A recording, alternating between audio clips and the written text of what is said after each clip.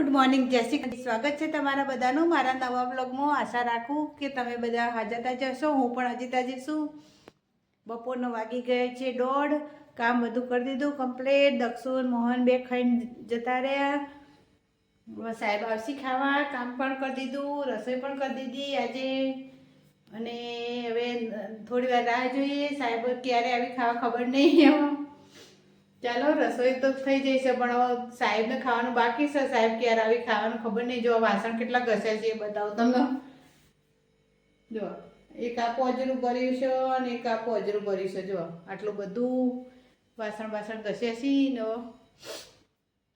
નવરા થયા છે. કપડાં બધું ધોઈ કાઢ્યું. આજ બધું કમ્પ્લીટ કામ કરી દીધું છે. નવો સાહેબની રાહ જોઈએ. સાહેબ ચાર આવી ખાવાય.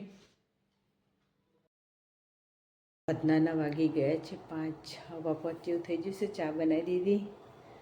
હજુ તો જો વાસણ તો બધા ગોઠવવાના બાકી છે. બધાય હજુ તો આ ગોઠવવાના છે અને આ ગોઠવવાના છે. બધા ગોઠવવાના બાકી છે. અને બહાર તો જો હજુ તો કપડાં સુકવાય છે. હજુ તો બધા કપડાં પણ સુકાય છે. અને ચા મૂકી દીધી છે અમે. જો દક્ષુભાઈ તો બીમાર પડે ને ત્યાં ઘેર આવીને ઊંઘી ગયા.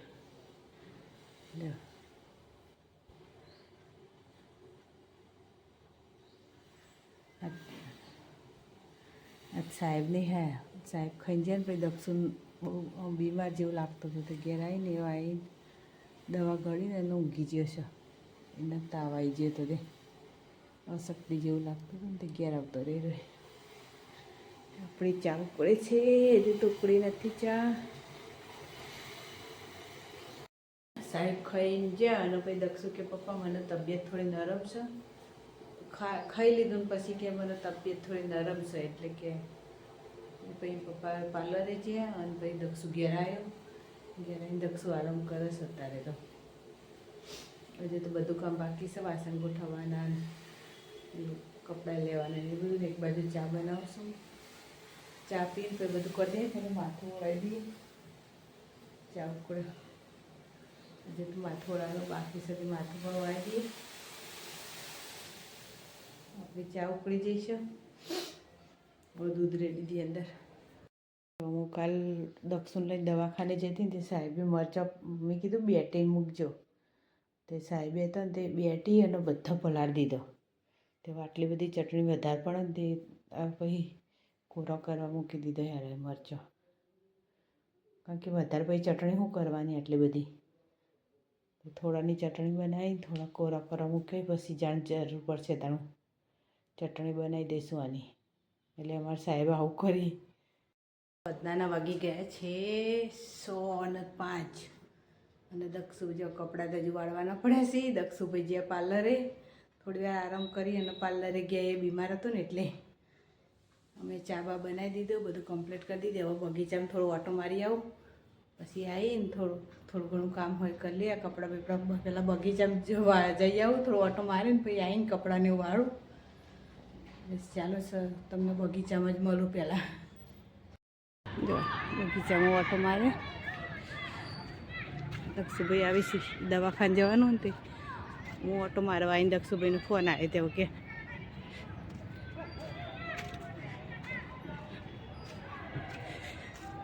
એક ઓટો મારી દે. દક્ષુભાઈ આવે એટલે ઘરે જો ઠેડુંથી આખો રાઉન્ડ મારવાનો. છોકરા બધા રમે છે બગીચામાં. અત્યારે વધની વેળાને તો સારું હોય. બધા છોકરાઓને બધું રમતું હોય એટલે સારું જ હોય છે બધું. દક્ષુભાઈ આવી ગયા. હવે દક્ષુભાઈને લઈને દવાખાને જવાનું છે. દક્ષુ ભૂલભુલૈયામાં થઈને નીકળું.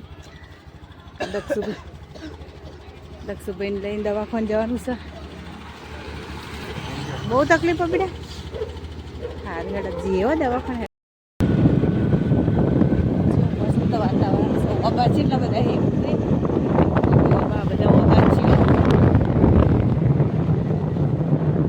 એટલા બધા ઓબા ગાંધીનગરમાં તો ઓબા જ દેખાય જોવા જઈએ તો ને.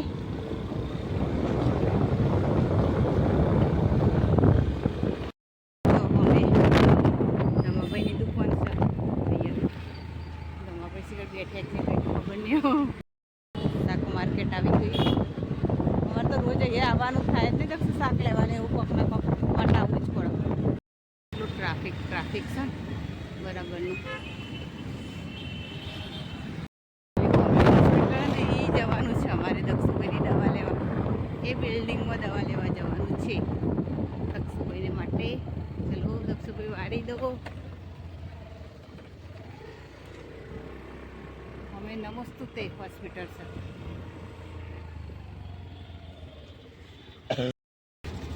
અંદર જઈએ હોસ્પિટલ. હા દક્ષુભાઈ એક્ટિવા પાર્ક કરો.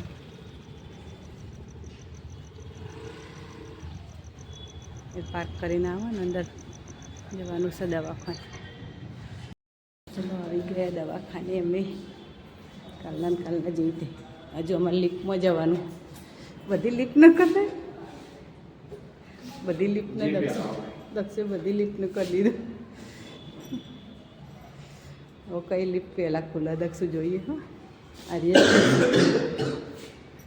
દક્ષુભાઈનું ઉધરસ બરાબરની થઈ જાય.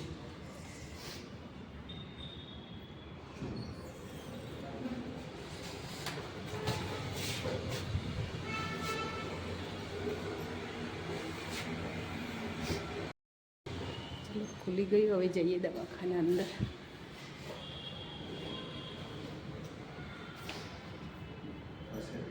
હેડે નીચે આવી ગયા દવા લઈને દક્ષુભાઈ આમ બાયણાથી સેટું ને બેટા,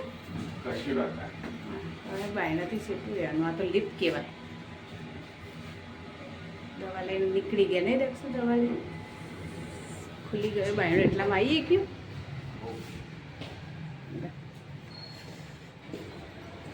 દક્ષુભાઈ એક્ટિવા તૈયાર કરી છે.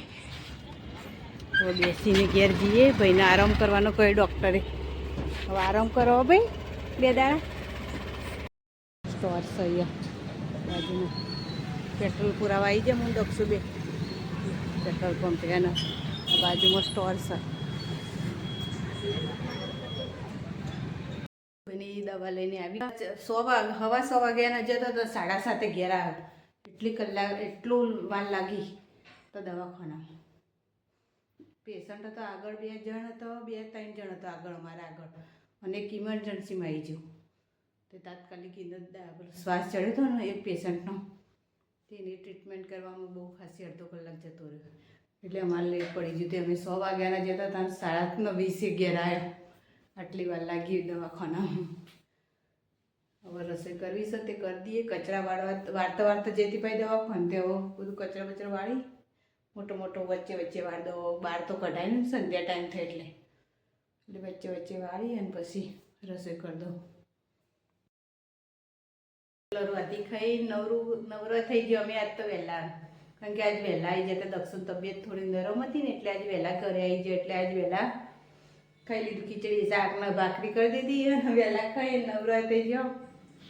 અને બીજું તો શું કહીએ, હવે નવરા થઈ જાય છીએ. હવે આરામ કરવાનો છે તે કરી દઈએ. સારું ચલો આજના માટે આટલું જ. મારો વિડીયો ગમે હોય તો લાઈક કરો, શેર કરો ને સબસ્ક્રાઈબ કરો. કાલે ફરીવાર મળીશું નવા બ્લોગ સાથે, નવા દિવસ સાથે. ચલો ગુડ નાઇટ, જય શ્રી કૃષ્ણ, જય માતાજી.